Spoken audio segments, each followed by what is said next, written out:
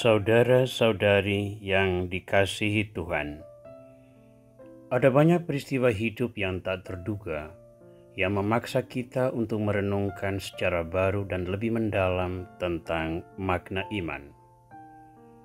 Akhir-akhir ini, grup-grup WA atau dinding Facebook banyak diisi dengan berita-berita kematian yang tak terduga. Saya sendiri mengalami kegoncangan itu ketika berhadapan dengan realitas pahit tersebut. 2 orang kakak, perempuan dan laki-laki, meninggal dalam waktu 24 hari. Yang pertama adalah Veronica, kakak perempuan saya, meninggal tanggal 8 Januari lalu. Masih lekat kedukaan itu bersama seluruh keluarga. Kakak laki-laki, Petrus Canisius, meninggal tanggal 1 Februari. Secara medis alamiah, kematian keduanya dapat dipahami sesudah menelusuri riwayat penyakit yang sudah mereka derita. Namun secara emosional, kehilangan 2 saudara dalam waktu yang begitu singkat terasa sangat menyesakan. Menghadapi pengalaman-pengalaman pahit ini, saya sempat merasa Tuhan berlaku tidak adil pada saya dan keluarga saya. Namun di saat yang sama, terbersit juga pola iman yang sudah menjadi cara berpikirku yang saya yakini selama bertahun-tahun. Dalam misteri hidup yang paling menyakitkan sekalipun, Tuhan tetap memberi pesan keselamatan. Demikian yang sering saya sampaikan kepada orang-orang yang berhadapan dengan pengalaman serupa. Sekarang, frame berpikir seperti itu harus saya aplikasikan kepada diri sendiri.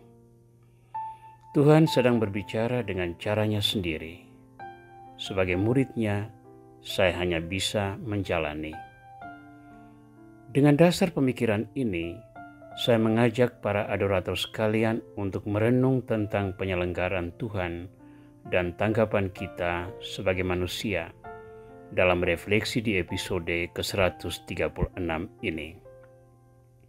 Menghantar refleksi ini, mari kita membaca kitab Ayub bab 1 ayat 13 sampai 22.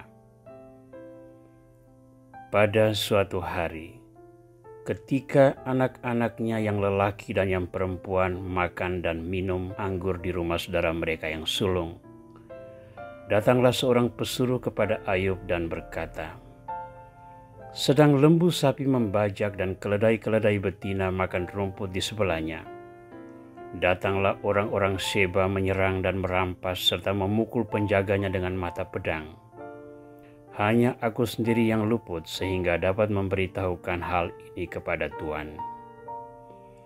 Sementara orang itu berbicara, datanglah orang lain dan berkata, api telah menyambar dari langit dan membakar serta memakan habis kambing domba dan penjaga-penjaga. Hanya aku sendiri yang luput sehingga dapat memberitahukan hal ini kepada Tuhan. Sementara orang itu berbicara, datanglah orang lain dan berkata, orang-orang Kasdi membentuk 3 pasukan, lalu menyerbu unta-unta dan merampasnya serta memukul penjaganya dengan mata pedang. Hanya aku sendiri yang luput sehingga dapat memberitahukan hal ini kepada Tuhan. Sementara orang itu berbicara, datanglah orang lain dan berkata, anak-anak Tuhan yang lelaki dan yang perempuan sedang makan-makan dan minum anggur di rumah saudara mereka yang sulung. Maka tiba-tiba angin ribut bertiup dari seberang padang gurun. Rumah itu dilandanya dari 4 penjurunya dan roboh menimpa orang-orang muda itu sehingga mereka mati. Hanya aku sendiri yang luput sehingga dapat memberitahukan hal ini kepada Tuhan. Maka berdirilah Ayub lalu mengoyak jubahnya dan mencukur kepalanya. Kemudian sujudlah ia dan menyembah, katanya, dengan telanjang aku keluar dari kandungan ibuku, dengan telanjang juga aku akan kembali ke dalamnya. Tuhan yang memberi, Tuhan yang mengambil, terpujilah namanya. Dalam kesemuanya itu, Ayub tidak berbuat dosa dan tidak menuduh Allah berbuat yang kurang patut. Saudara, pengalaman Ayub dalam Perjanjian Lama merupakan prototipe ideal tanggapan manusia beriman yang mengalami kegoncangan akibat malapetaka yang menghancurkan keseimbangan jiwanya. Padahal dalam banyak peristiwa, Tuhan memberi pengalaman-pengalaman pahit sebagai jalan menuju kemuliaan. Yusuf putra Yakub dijual saudara-saudaranya sendiri, hidup sebagai budak dan dipenjara, untuk kemudian diangkat menjadi pemangku negeri Mesir. Ternyata itu jalan Tuhan untuk mempersiapkan pertolongan bagi turunan Yakub di masa kelaparan. Moses harus diselamatkan dari sungai Nil, diusir dari Mesir, menjadi orang asing di tanah Media, sebelum akhirnya kembali ke Mesir dan memimpin bangsa Israel keluar dari perbudakan. Pengembaraan selama 40 tahun di padang gurun diperlukan untuk membebaskan mereka dari mental budak dan membentuk mereka menjadi pejuang agar mampu merebut tanah terjanji. Bahkan Yesus sendiri harus menderita di salib sebelum menggapai kemuliaan kebangkitan, ketika maut dikalahkan dan hidup dianugerahkan kepada orang-orang yang terbelenggu kegelapan. Kenangan akan pengalaman-pengalaman ini mencerminkan misteri penyelenggaraan ilahi yang banyak kali tidak dipahami oleh manusia. Dalam dialog dengan Nikodemus, sebagaimana dicatat dalam Injil Yohanes bab 3, Yesus menekankan bahwa setiap orang yang lahir dari roh dikendalikan oleh kehendak Tuhan yang tidak ia pahami, sebagaimana ia tidak tahu dari mana angin itu datang dan kemana ia berhembus.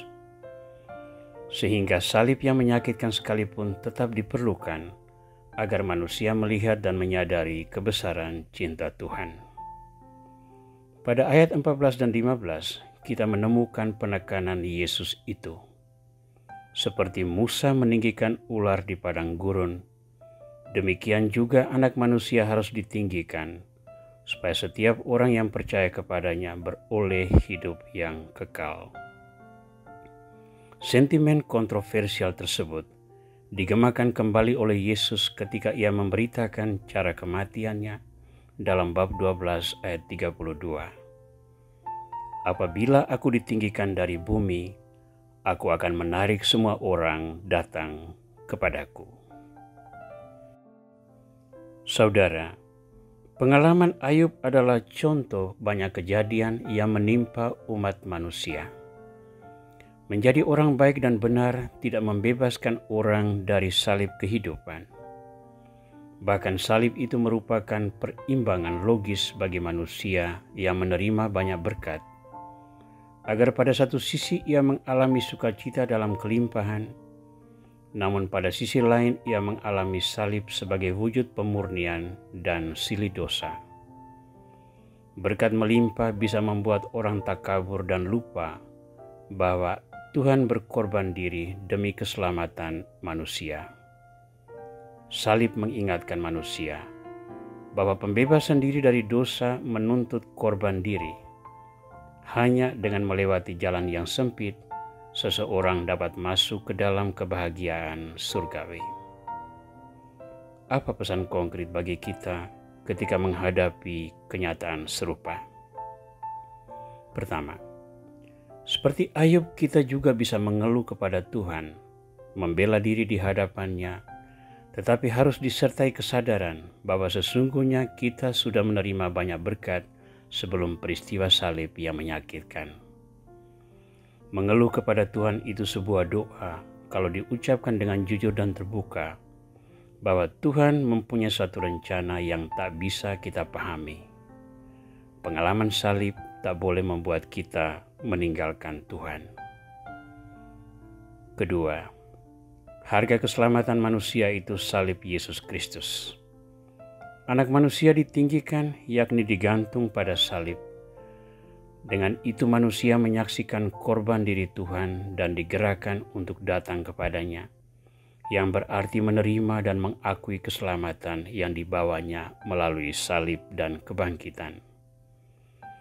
Kesadaran ini akan menuntun orang menyadari dosanya yang memberi penderitaan kepada Tuhan. orang yang sadar akan penderitaan Tuhan akan bertobat dari dosanya.